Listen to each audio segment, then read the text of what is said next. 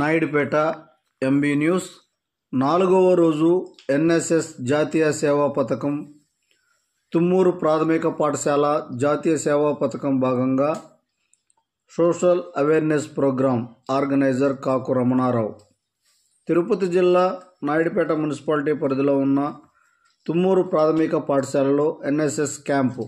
4వ రోజు భాగంగా విద్యార్థులందరూ ఎన్ఎస్ఎస్ క్యాంపు దగ్గరకు చేరుకొని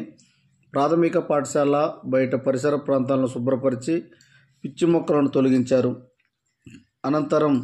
సోషల్ అవేర్నెస్ ప్రోగ్రాంలో భాగంగా Naidupeta municipality worker union association జిల్లా అధ్యక్షుడు చాపల వెంకటేష్ ముఖ్య అతిథిగా విచ్చేసి విద్యార్థులకు సమాజంలో ఎలా నడుచుకోవాలి, అదేవిధంగా యూత్ ద్విచక్ర వాహనాలను హెల్మెట్ లేకుండా వాడుతున్నారని